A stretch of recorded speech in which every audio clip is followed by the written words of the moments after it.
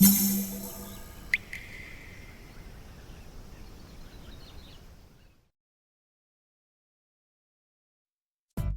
うも、底辺アクアリスト黄昏です。皆さん、フィルターは使っていますでしょうか？フィルターといえばアクアリウムでは欠かせないと言っていいほど重要なアイテムです。ボトルアクアリウムなどの超小型水槽でもない限りは何かしらのフィルターを使っているのではないでしょうか。しかし、フィルターにはいろんな種類があり、用途によって使い分ける必要があります。初心者の場合は特にどういった時にどのフィルターを選択していいかわからないですよね。というわけで今回は自分の独断と偏見で用途に合わせたフィルターの種類を紹介していきます。これを見ればとりあえずフィルターの種類選びには困らないと思います。ちなみにオーバーフローろ過は水槽から対応しているものにしないといけないことや、自分が触ったことがないことも考慮して省いています。あと中に取り付けるコーナーフィルター的なのも除外。というわけで早速やっていくんですが、使用例をお話ししていく形式だといろんな用途がありすぎてキリがないので、フィルターの種類を挙げていき、そのフィルターがどういった用途に向いているのかを解説していきます。そこで分かりやすいように項目を分けて、各項目5点満点で採点していきます。項目はコスパ、ろ過能力、見た目、メンテナンス性の4つです。まず最初に紹介するフィルターはスポンジフィルター。こちらのフィルターは生体メイン水槽などに適しているフィルターです。代表的なフィルターで言えば、水槽壁面に吸盤で取り付けるテトラのブリラントフィルターなどが挙げられます。このスポンジフィルターの特徴といえば、何といっても圧倒的な生物ろ過能力です。フィルターのほとんどをスポンジが占めており、そのすべてが露材となっています。大体の商品がバクテリアが住み着きやすいような素材のスポンジを使用しているため、他のフィルターに比べてコストパフォーマンスに優れています。1000円程度で購入できるため、見た目度外視で安価&ろ過能力をしっかりさせたいという人にはとても向いています。またメンテナンスもスポンジを洗うだけで済むので、複数水槽を管理している人も楽です。ただ、水草レイアウト水槽などで使用したい場合などは、景観を損ね、エアレーションで CO2 が抜気されるので相性が悪いです。というわけで、コスパは5、ろ過能力は3、見た目は1、メンテナンス性は4という評価です。コスパとメンテナンス性を重視しつつ、しっかりとしたろ過を期待している生態メイン水槽管理の人におすすめ。管理を楽にしたいベアタンク水槽を複数管理している場合は特に相性がいいです。初心者から上級者まで気軽に使える素晴らしいフィルターですが、物理ろ過能力がゼロなのと、水草レイアウト水槽には向かないところが難点。続いて紹介するのは外掛けフィルター。こちらはよく水槽セットなどについているお手軽フィルターの代表です。この外掛けフィルターは初心者がまず通る道であり、王道的存在です。可もなく不可もなくといった印象で、生態、水草どちらにもそれなりに対応できます。価格もスポンジフィルター同様1000円程度と安価なものが多く、気軽に導入しやすいのが利点です。またスポンジフィルターと違い、水槽外にかける方式になっているため、比較的水槽内がすっきりします。しかしろ過能力はフィルターの中でもダントツで低く、専用の露材で運用する場合はランニングコストもかかってくるのが難点。費用を抑えたり性能を底上げするためには、ろ過層の改造や露材のカスタムなどが必須になってきます。とっつきやすく流通量が多くて初心者も手に取りやすい反面、ある程度効率的に使用するには多少の知識がいるフィルターとなっています。メンテナンスは専用露材の場合、取り出して交換するだけでいいので簡単ですが、露材をカスタムしている場合は中身を洗わなければなりません。その他のフィルターに比べるとメンテナンスはしやすい方です。というわけで、コスパは3、ろ過能力は1、見た目は3、メンテナンス性は4という評価です。イニシャルコストを抑えて手軽に小型水槽を楽しみたいという方におすすめ。流通量が多く、水槽とセットで販売されているため手に取りやすいのがとてもいいです。水面を程よく揺らしてくれるため、生態メイン、水草水槽どちらにも対応できるのは心強い。ただ、ろ過能力が低いこととランニングコストを減らすには工夫が必要なところが難点。生態水草は問いませんが、60センチ以上の水槽の場合はサブフィルター的な役割しかできないので気をつけてください。続いて紹介するのは底面フィルター。こちらは生態メイン水槽におすすめする超高性能フィルターです。このフィルターの特徴は何といっても定床をすべて露材として使えるところです。ソイル、砂問わず、水が通れば圧倒的物量でろ過をすることが可能となっています。その構造はとても簡単で、水槽底面にスリット状の板を置き、エアリフトかモーターで水を吸い上げる形です。特別な機材は必要なく、エアポンプさえあれば稼働させることができ、本体も1000円程度ととても安価です。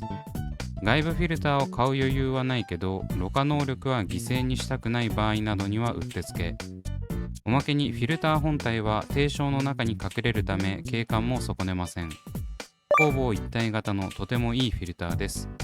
しかし、それと引き換えにメンテナンス性は皆無で、フィルターを取り出すイコール水槽リセットとなります。それもそのはず、フィルターを取り出すには低床をすべてひっくり返さないといけないからです。なので、何かトラブルがあった際はとても大変。というわけで、コスパは5、ろ過能力は4、見た目は4、メンテナンス性は0という評価です。見た目、ろ過能力、コスパ、どれも犠牲にしたくない方にはうってつけです。また、底面フィルターは水草水槽に向かないと言われていますが、エアレーションによる CO2 抜気が起こらないようにモーターで稼働させれば普通に使えます。ただ、生態メインよりもちょっと気を使わないといけないため、初心者がいきなり水草水槽に使うのはお勧めできません。問題があった際の絶望的なまでのメンテナンス性だけが難点です。続いて紹介するのは上部フィルター。こちらも外掛けフィルター同様、水槽セットなどにもついてくる比較的ポピュラーなフィルターです。価格は2000から1万円と幅が広く、ニーズに合った選択が可能です。このフィルターの特徴は、今まで上げてきたフィルターにはないドライ&ウェットろ過ができるところにあります。ドライろ過とは、露材が水面から出ている状態のことを指します。水中内に露材がないことによって、バクテリアに酸素がしっかりと行き渡り、ウェットろ過に比べてろ過能力が格段に上がります。この上部フィルターは製品にもよりますが、そのドライろ過とウェットろ過のいいとこ取りをしたろ過ができるんです。これはとてもすごい強みで、外部フィルターよりも圧倒的に効率のいいろ過が期待できます。オーバーフローなどの特殊なフィルターを除き、一番ろ過能力を上げることができるフィルターだと思っています。ただ、露材にしっかりと酸素が行き渡る、イコール CO2 を添加する水草には絶望的に向いていません。水草のことを熟知している上級者でもない限り、水草水槽に上部フィルターを使うのはやめた方がいいです。そしてこの上部フィルターは名前の通り水槽上部に取り付けるため、水槽の半分くらいの面積を占領します。これによって水槽のメンテナンス性が著しく下がります。というわけで、コスパは3、ろ過能力は5、見た目は2、メンテナンス性は3という評価です。露材が空気に触れることによって圧倒的ろ過能力を有しているため、大型魚などの水を汚しやすい生態メイン水槽に適しています。物理ろ過もしっかり行えるので、これ一つで全てのろ過が賄えます。また、製品によっては自分のキャパシティに合ったカスタムができるのも魅力的です。ただ、絶望的と言っていいほど水草レイアウトには向いておらず、水槽全体のメンテナンス性を著しく下げるのが難点です。最後に紹介するのは外部フィルター。こちらはフィルター界のベンツ的存在です。初心者がまず最初に憧れるフィルターの筆頭であり、大体の方はこのフィルターに落ち着くのではないでしょうか。このフィルターの特徴は圧倒的なろ過層容量と外部にフィルターを取り付けることによって水槽内に余計なものを入れないことです。ろ過層容量は種類にもよりますが、数リットル入るものが大半で、これさえあれば生体、水草どちらのろ過にも対応できます。中に好きな露材を詰めることができるため、汚れやすい生体メインなら物理ろ過特化、水草レイアウトなどの小型生態メインの場合は生物ろ過特化など、自分の用途に合わせたカスタマイズが可能です。フィルターの種類も豊富にあり、選択肢が多いのも魅力的。